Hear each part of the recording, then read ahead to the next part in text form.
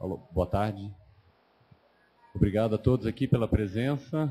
Estamos começando o nosso terceiro dia de diálogos, né? Os diálogos são organizados dentro do contexto do programa educativo da feira e o foco na quinta, sexta e sábado, né? Cada dia, um foco especial em um dos agentes principais com que a feira trabalha, né? No primeiro dia tivemos 3 galeristas.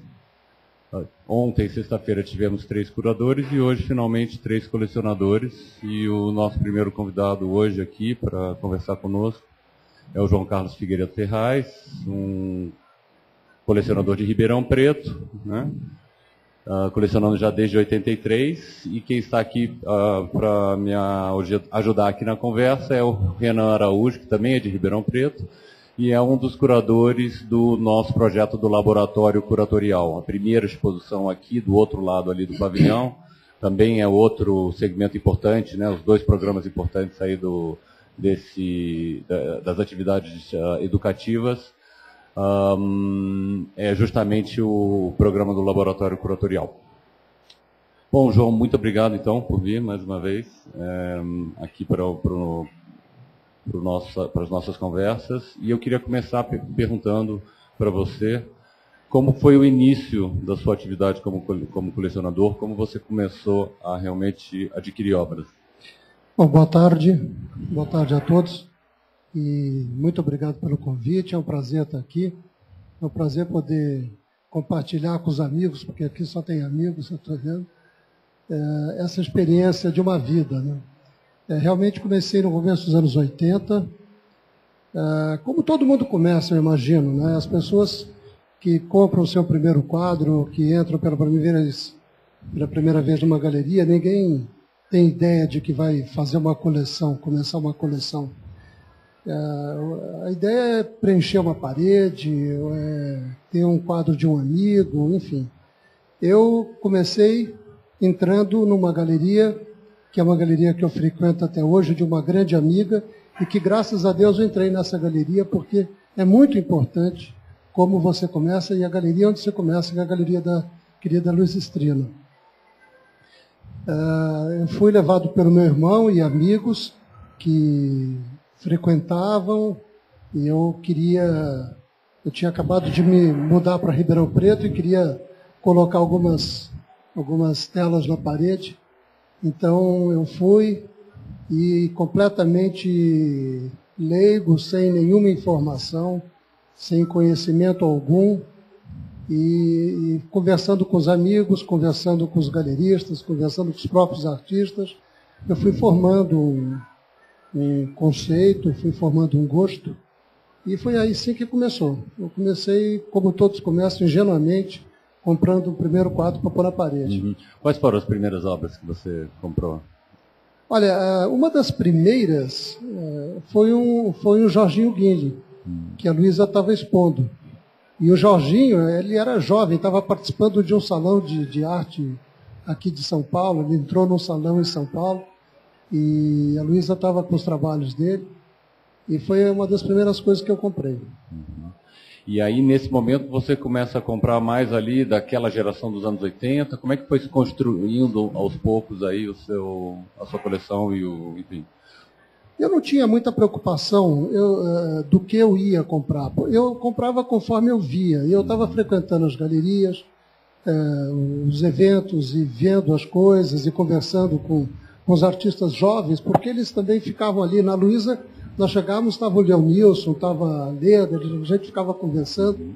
E aí você vai tendo um pouco mais de informação, um pouco mais de intimidade. E na medida em que você vai numa exposição, você se encanta com uma obra, compra.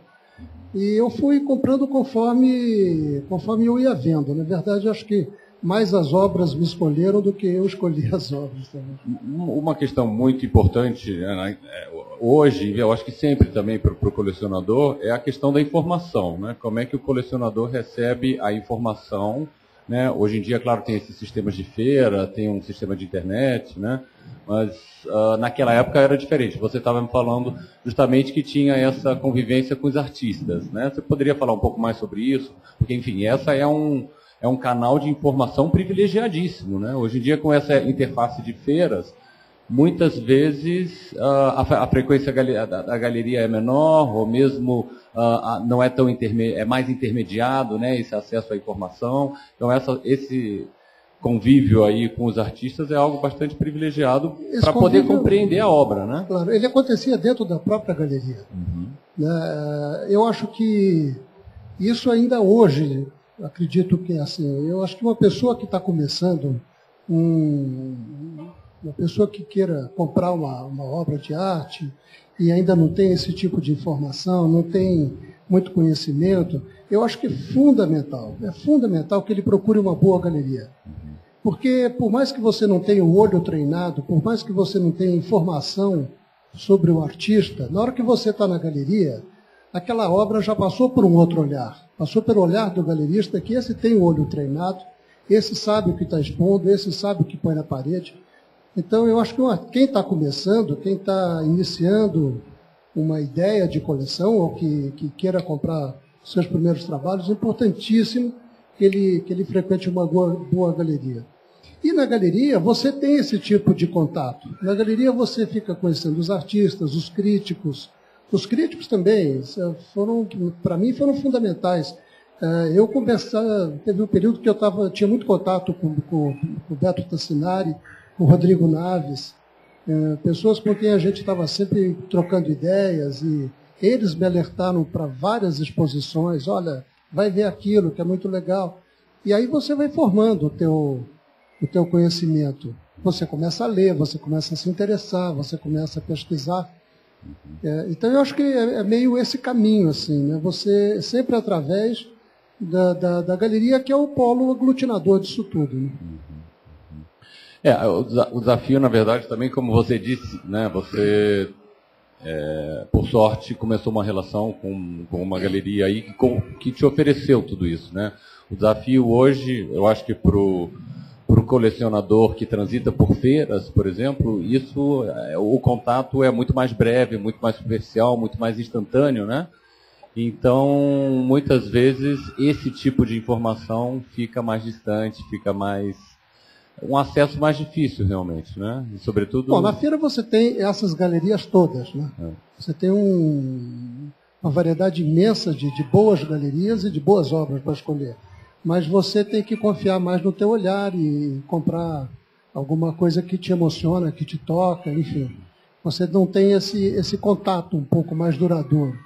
Mas, de qualquer modo, eu acho que uma pessoa que se interessa por arte não deve se restringir à feira. Terminado a feira, ele deve continuar frequentando as galerias, e mesmo que não seja para comprar, para olhar, porque eu acho que a compra é o resultado de um processo, né? Você vai, você vê, você pergunta, você conhece, e ao longo de um tempo você acaba adquirindo aquele trabalho. Sobre essa ideia, você citou a ideia de olhar, sobre a coleção especificamente, você parte de algum referencial para adquirir determinado tipo de trabalho, mantém uma linha estética conceitual, ou é mais pela ideia de gosto mesmo? Não, eu compro aquilo que me arrebata, eu compro aquilo que eu gosto, eu compro aquilo que me causa ou um estranhamento ou uma paixão, de qualquer maneira. A obra ela tem que me dizer alguma coisa, e pode ser qualquer tipo de trabalho, né? Desde instalações, a vídeo, a fotografia. Eu não tenho nunca essa preocupação nem de ter que ter alguma coisa, eu não tenho que ter nada, eu tenho que ter o que eu gosto. E também uma linha tem que ser abstrato, ou tem que ser figuração, ou tem que ser isso. Não, eu compro aquilo que de alguma maneira me toca. E o que é muito interessante, para mim foi uma surpresa super agradável, quando eu fiz a primeira exposição da coleção no MAN, aqui em São Paulo, em 2001. 2001. Né? Quem fez a curadoria? Foi a Estela Teixeira de Barros. Estela Teixeira de Barros. Eu vinha colecionando e guardando coisas que eu ia comprando, pondo em caixas, e muitas dessas coisas eu fiquei muito tempo sem ver. Eu comprava, que era uma loucura. Se apaixona por uma coisa, compra e guarda, não vê mais. E essa exposição, quando eles me convidaram, eu adorei por isso, porque eu ia ter a oportunidade de tirar das caixas aquelas coisas todas. E, para minha surpresa, foi uma delícia quando eu vi todas aquelas obras colocadas juntas, dialogando entre elas, numa harmonia maravilhosa. Todas elas tinham uma relação muito, muito forte uma com as outras, embora eu tivesse comprado em momentos distintos e obras completamente diferentes, de temáticas diferentes, mas havia uma unidade. Havia uma unidade. Essa unidade foi muito interessante. Eu fiquei muito contente quando eu vi aquilo, porque eu vi através dessa unidade que o meu olhar ele tinha uma direção e mostrava um caminho. Né? E aí as aquisições, então, a partir de 83, acabam constituindo uma boa representação do que é a arte brasileira dos anos 80, né, e dos anos 90, e agora da última década também. Você diria que a coleção consegue dar uma boa representatividade assim dos últimos 30 anos, desde 83? Eu continuo comprando. Eu compro hoje como sempre comprei, eu compro jovens. Né?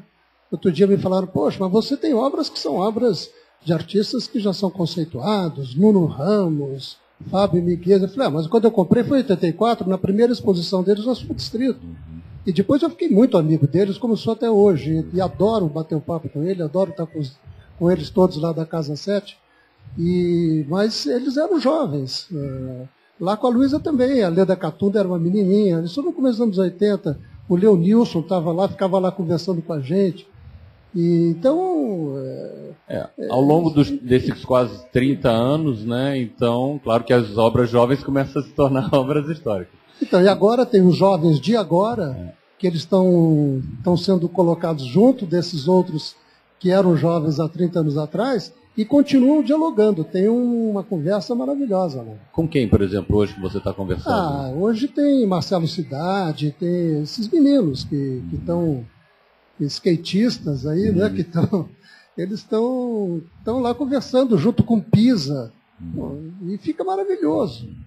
E então há algumas obras também anterior aos anos 80. Tem alguma coisa histórica, mais dos anos 70, 60? Você chegou a comprar alguma coisa? Tem artistas que vêm de antes dos anos 80, mas eu comprei depois dos anos 80. Não, o próprio pessoal da Escola Brasil, né, Zé Rezende, Fajardo, eu tenho muitos trabalhos deles, mas que eu fui comprando em exposições que eu frequentava. Artistas, sim, sempre obras dos anos 80. Obras anteriores a isso, tem algo? Não, eu deixei de comprar muita coisa, até porque em uma época eu queria manter esse caminho que eu estava trilhando de ter dos anos 80 para frente. Hoje até me arrependo, para te falar a verdade, porque eu perdi oportunidades incríveis. Mas foi em busca de uma coerência, talvez, que eu quis manter. O espírito da nossa época, né? Que é o título da exposição de 2001 do MAN, curada pela Stella Teixeira de Barros. Exato. Né?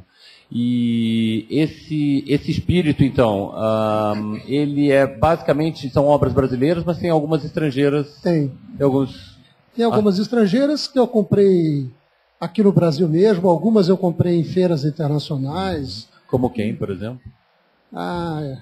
Tem montadas. Montadas eu comprei com a Luísa, Francis Alves, Francesco Torres. Tem um francês Combas, que era um grafiteiro. Sei. Tem alguns. Mas a base da coleção é da arte brasileira. E quando é que você começou a frequentar o circuito internacional, por exemplo, com feiras estrangeiras? A primeira feira foi que nós fomos em Colônia, na Alemanha. Foi em 87, 89, a Luísa está lembrando. Estava lá a Luísa, estava o Joãozinho Satamini também. O Joãozinho Satamini ruía os dedos, não era nem as unhas, os dedos. Eu tenho que vender, senão não consigo pagar essa conta. E foi por aí. Eu, quando me convido e eu tendo oportunidade, eu vou. Depois na Arco, que é muito divertida, né? De todas as feiras talvez seja a mais engraçada. É divertido, e aí vai surgindo oportunidades. Hoje há um circuito, quer dizer, eu acho que nos últimos anos, cada vez crescendo, né, maior, há um circuito de feiras que é quase praticamente uma feira toda semana em algum lugar do mundo. Semana retrasada foi México, passada Nova York, aqui São Paulo, que engata com Hong Kong, enfim. Buenos Aires. Buenos Aires também, um certo... Dan Cameron, 15 anos atrás, definiu, enfim, essa coisa da sequência, da sucessão de bienais como a Bienal Sem Fim, The Endless Biennial. Agora a gente tem a Feira Sem Fim, The Endless Art Fair, também. Mas você frequenta muitas feiras por ano, ou faz mais as compras aqui no Brasil mesmo? Eu frequento as galerias, né? E feiras aqui. Alguma oportunidade eu viajo para ver alguma coisa, mas não, eu não sou desses fanáticos que ficam atrás, não. Eu deixo, as obras me escolhem, eu vou andando por aí, elas me escolhem. Teve uma hora que você percebeu que a coleção deixou de ser doméstica e passou a ter... Talvez você vai falar melhor agora com o Instituto Figueiredo Ferraz, mas teve uma passagem ou sempre... porque agora você tem instalação, vídeo, som. Teve um momento que você começou a ver para essas mídias, olhar melhor para essas mídias, ou desde o começo não importava mesmo? Não, eu acho que o momento foi essa exposição do MAM. Essa exposição do MAM me deu uma ideia muito, muito forte da coerência daquilo tudo, da abrangência daquilo tudo e da importância daquilo tudo. Porque eu acho que é muito importante a gente entender que essas coisas que a gente está comprando, está guardando, está mostrando, isso faz parte do patrimônio do país, é o patrimônio cultural nosso. Isso tem que ser mostrado. Daí toda a minha preocupação em criar um instituto e deixar as portas abertas para que as pessoas pudessem compartilhar disso. E 2001 é a primeira apresentação pública, o primeiro, digamos assim, gesto mais institucional da parte da coleção e da sua parte? Foi. É ali naquele momento, né? Foi. E aí, então, após isso, temos o Instituto, né? Conta um pouco sobre a história do Instituto. Depois disso, eu expus algumas coisas, mas nunca individualmente. Sempre me pediam muitas obras para em alguma exposição. Até que surgiu a oportunidade em Ribeirão Preto de eu comprar um terreno que era muito bem localizado e construir um espaço próprio para receber a coleção. Talvez possamos ver o vídeo agora. Não sei se já está aí.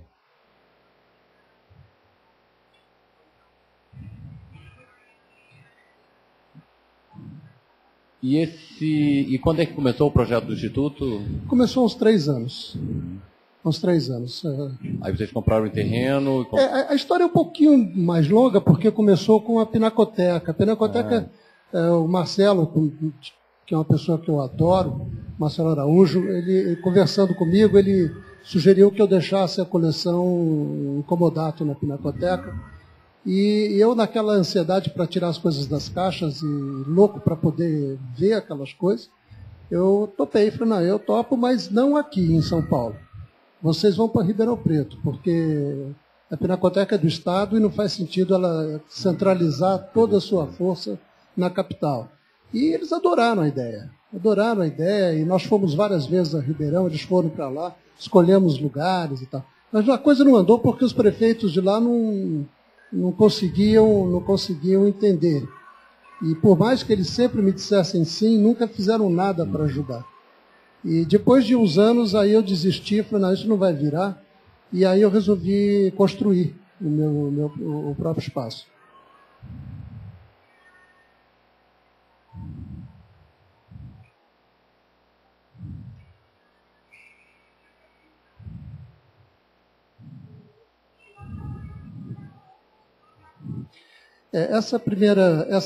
Esse vídeo foi da primeira exposição que nós fizemos com a curadoria do Aguinaldo Farias, que foi a abertura do Instituto. Quer falar um pouco do edifício, o que é o arquiteto, o tamanho do metros quadrados das galerias? O prédio tem 2.500 metros quadrados e tem 1.850 metros, mais ou menos, de área de exposição. O projeto foi um projeto que eu idealizei junto com a minha mulher, com a Dulcinha. Eu fiz o que seria a planta baixa. Eu tinha ideia do que eu precisaria de paredes, de pé direito e tudo. E ela fez a parte de arquitetura mesmo, toda a parte de iluminação, fachada, enfim. E esse instituto abriga hoje a coleção. Essa exposição especificamente contou com 156 obras, mais ou menos. E nesse momento nós estamos com outra exposição, com curadoria do Cauê Alves, que está maravilhosa. E aí já são outras obras que a gente vai trocando. Ele não foi inaugurado quando, o Instituto? Em outubro do ano passado. Foi 1º de outubro do ano passado. E essas exposições têm ficado, a programação o quê? Ficar 6 meses? 6 meses. 6 meses mais ou menos. E aí a gente vai mudando.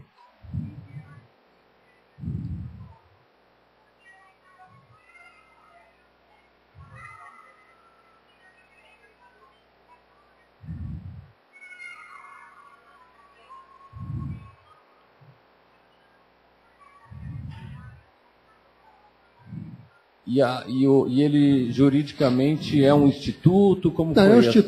Instituto Figueiredo Ferraz, é uma pessoa jurídica sem fins lucrativos e tem por finalidade divulgar cultura. Claro que a vocação dele é artes plásticas, né, um espaço que foi projetado para ter exposições, mas ele tem também um auditório que a gente dá cursos, palestras. É um auditório multimídia, tem cinema. E isso tem alguma ajuda de lei de incentivo, Não. alguma coisa? Não. Não. Eu aprovei. Incentivo pessoal. Incentivo pessoal até agora. Ele, pelo fato de ser uma pessoa jurídica sem fins lucrativos, ele pode se beneficiar de incentivos fiscais. Eu aprovei uma lei Rouanet, mas ainda não captei.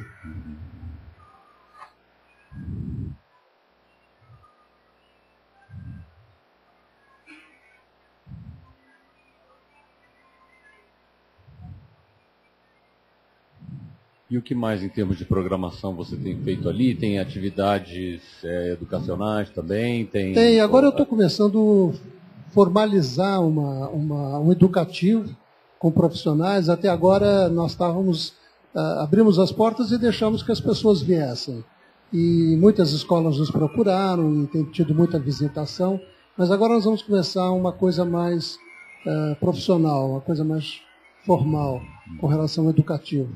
Mas é muito interessante, porque esse instituto está possibilitando para as pessoas de Ribeirão Preto e da região ter um acesso à arte contemporânea que não havia. Então é muito curioso, porque a gente vê a manifestação das pessoas, como elas se comportam e como elas reagem diante das obras. É muito engraçado. E é muito bom, né? Porque a gente vê que existe um interesse, existe uma curiosidade em todo mundo, por mais que eles não entendam nada.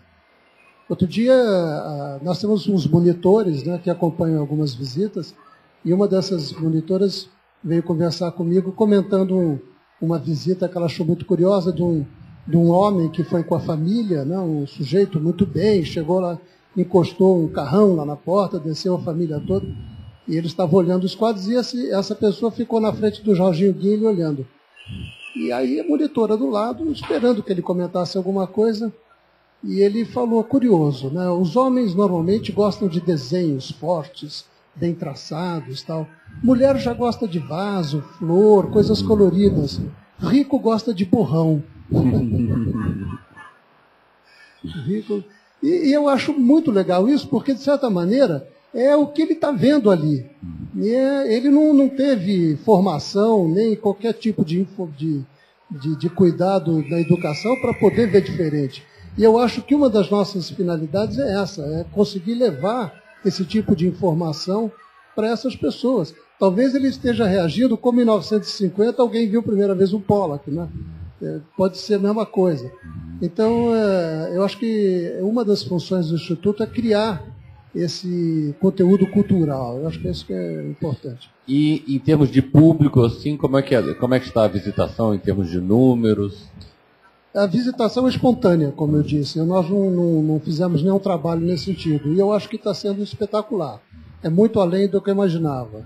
Nós tivemos nessa primeira exposição do Colecionador de Sonhos 2.500 visitas, que eu acho bastante significativa para Ribeirão Preto e região. A primeira exposição do Agnaldo Farias, que se chamava? O Colecionador de Sonhos. Uhum. E a segunda agora, como se chama? A segunda é Forma, Espaço e Tempo na coleção João Carlos Filho Ferraz. Que é essa exposição do Cauê. É do Cauê? É do Cauê, a segunda é do Cauê.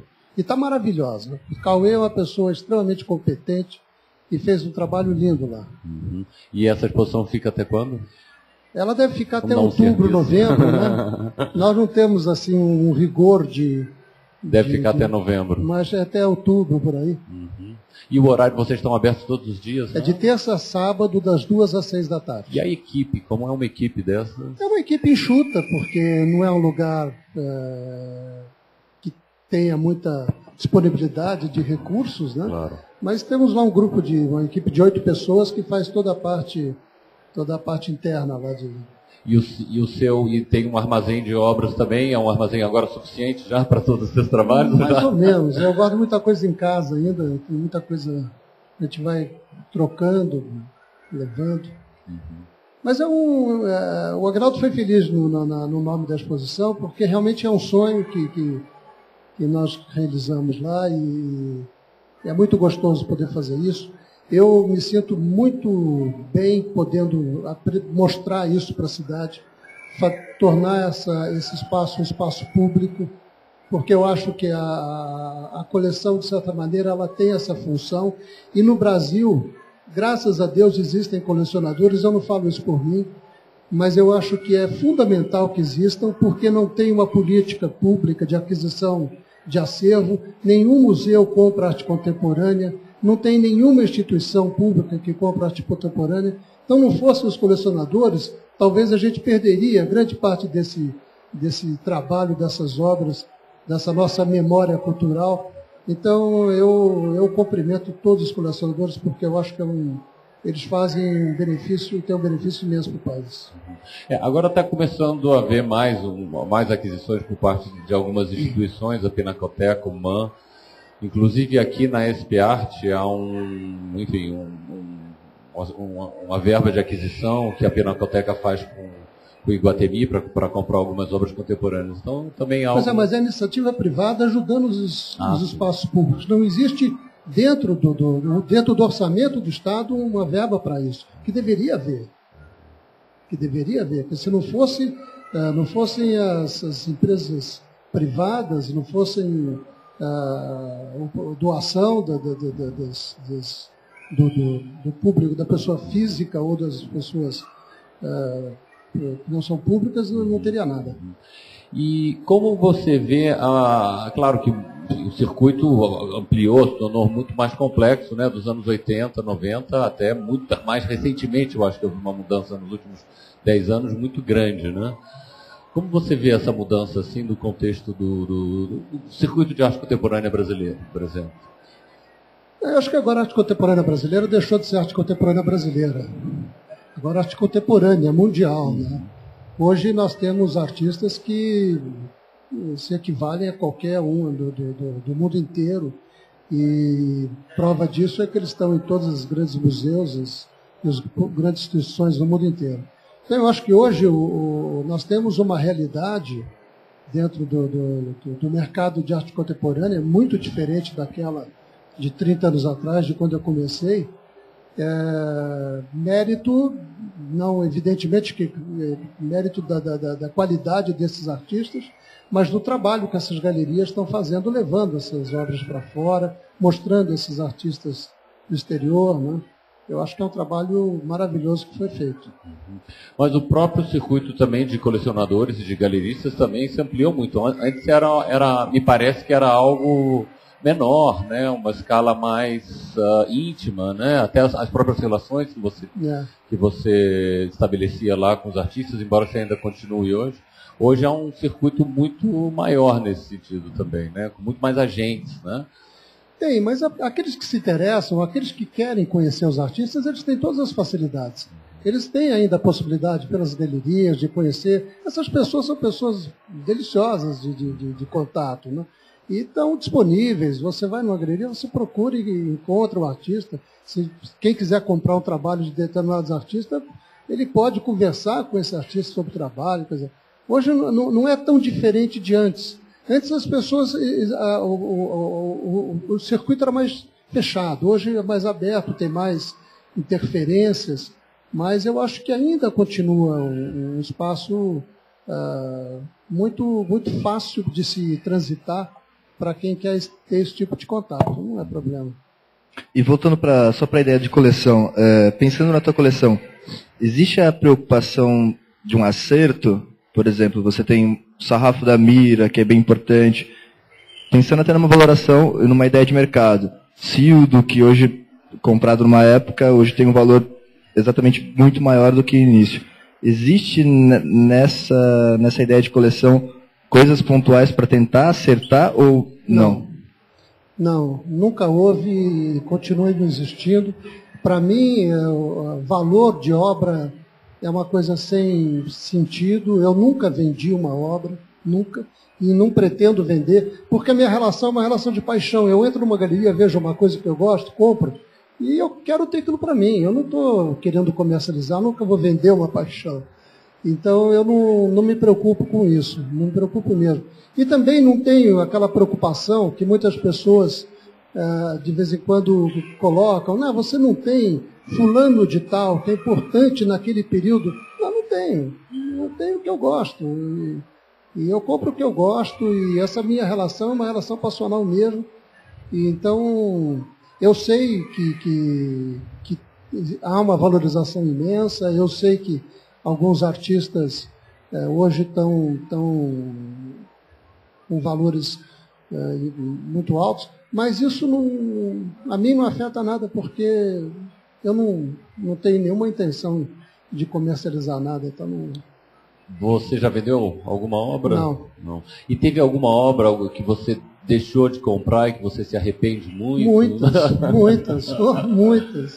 Muitas obras que, imagina, eu me lembro mesmo da Luísa, tinha uma exposição do Iberê de ciclistas, eu achei aquilo maravilhoso, mas não tinha dinheiro. Então, tem muita coisa que eu deixei de comprar. Nossa, se eu pudesse comprar tudo que eu olhei, que eu gostei, eu precisava ter o Louvre. E quais são os seus planos para agora, para o futuro? Qual é o futuro da coleção, desse instituto? E claro que ele está começando, né? Mas o que você pensa em termos de futuro para tudo isso? Eu não tenho muito plano. Eu acho que o Instituto já é um plano realizado, né? Agora a coleção continua crescendo, porque eu continuo comprando e estamos colocando as coisas lá. A ideia é levar curadores diferentes para fazer uma leitura diferente das obras, com outras relações, com outros diálogos e procurar fazer com que esse espaço seja um espaço cada vez mais visitado, porque eu acho que essa é a função primeira dele, e tentar, através dele, divulgar cultura, divulgar diálogo, divulgar um tipo de conhecimento que as pessoas lá na região não têm condição de ter. Deve ser, provavelmente, o espaço, hoje, trabalhando com arte contemporânea, mais importante ali, né, da cidade. Além disso, quais outros espaços existem lá? Com que outros espaços essa coleção, esse instituto está dialogando? Mesmo com o salão, também não deixa de haver. Com uma certa força de importância de obra, de artista, acho que não deve ter, assim. Mas tem galeria, a própria prefeitura mantém o Museu de Arte de Ribeirão Preto, com uma programação anual.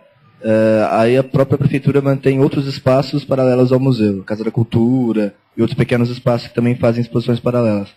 Mas dentro dessa ideia mesmo de uma pesquisa, de uma importância desde a década de 80, não.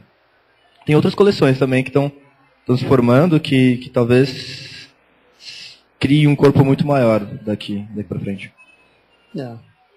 Eu não queria deixar de abrir para a possibilidade de perguntas aí do público, se alguém houver. Se houver alguma. Tem?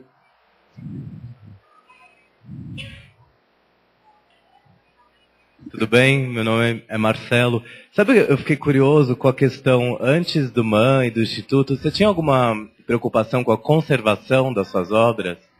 Quando você fala que estavam guardadas, enfim, encaixotadas. E claro que agora com o Instituto eu imagino que deva ter, né, uma preocupação, um setor específico, não sei. Eu fiquei curioso em relação a isso, porque dá um medo às vezes. Claro. Né? Boa tarde, Marcelo. Essa pergunta é ultra importante. Eu tinha uma preocupação imensa, porque as coisas encaixotadas, claro, por mais que as caixas fossem bem feitas, por mais que tivessem envoltas em plástico, tudo isso, você não consegue eliminar a questão de umidade, enfim, milhões de coisas. E as caixas ficavam guardadas no depósito, uma parte delas, inclusive, num depósito da fazenda, que estava lá rudemente acondicionadas. Eu tinha essa preocupação muito grande. E uma das minhas urgências em construir esse espaço era justamente tirar essas coisas das caixas para ver como é que estava, para ver se está tudo certo. E agora eu estou podendo fazer isso. E gozado, e hoje eu me dou conta, eu fico olhando aquilo lá, eu me considero um zelador daquele negócio todo. Às vezes eu acho que não sou eu que escolho as obras, elas que me escolhem.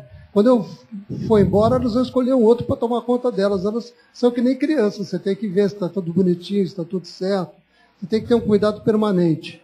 E eu me sinto mesmo, falando sério, como um zelador. Eu fico lá olhando tudo, cuidando, e mando para restauro uma coisa, mando uma outra para arrumar, porque eu acho que elas têm uma importância muito grande e elas precisam estar sempre bem apresentadas. Né? Quantas obras há na coleção? Umas 830 e poucas obras desde a última vez que eu contei. Alguma outra pergunta?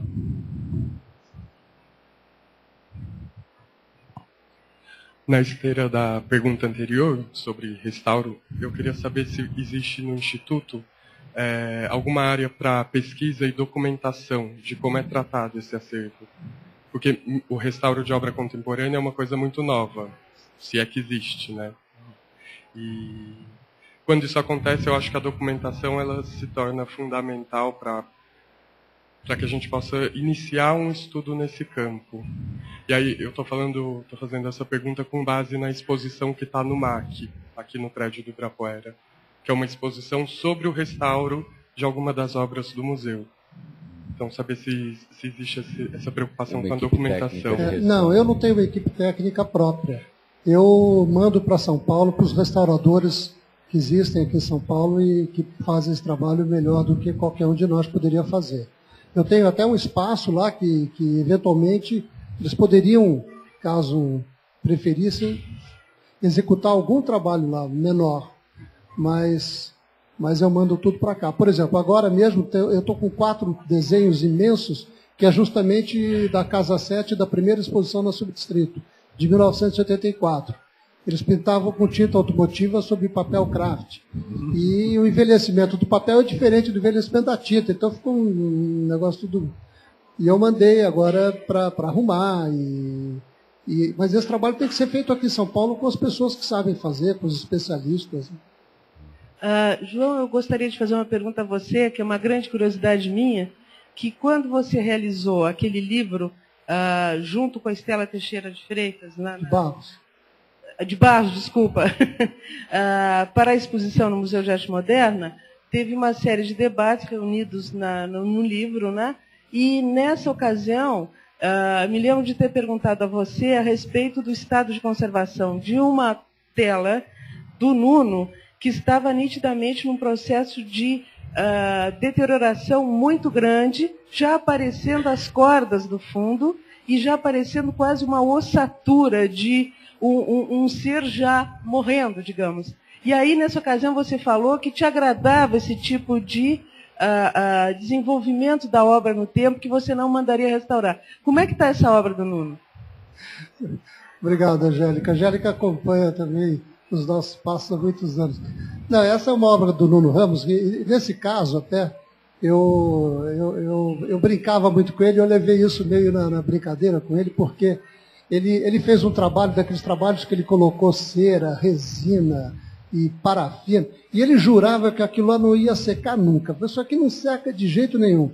5 anos depois estava sequinho. E ele foi secando, foi enxugando, e foi mostrando a estrutura que ele tinha colado por trás para segurar aquela massa toda. E eu levei, mandei o Nuno lá em casa, Nuno, vem cá, vem ver teu trabalho que você falou que não seca. Ele foi, olhou, falou, não, realmente, tal. Daí ele pediu para restaurar, ele próprio restaurou. Mas eu, particularmente, achei que ele envelheceu muito bem aquele trabalho, não tinha problema nenhum.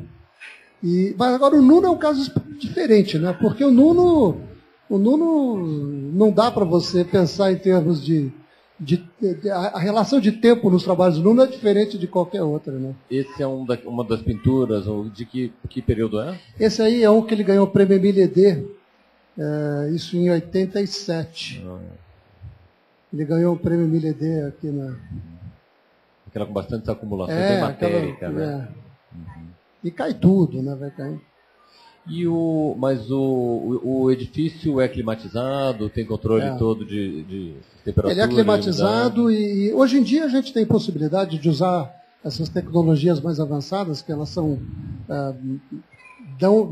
é possível economicamente ter isso, antigamente não era, mas além de ar-condicionado, tudo isso, tem um sistema de ventilação com filtro, é um filtro que fica pressionando o ar o tempo inteiro e não deixa entrar poeira, não deixa entrar umidade, então lá tem uma condição de abrigar a obra muito melhor. Mas é uma máquina, um dispêndio enorme, deve ser isso aí, uma tecnologia de ponta para deixar isso ali na verdade, no edifício inteiro. É o que eles usam em UTI de hospital. Então.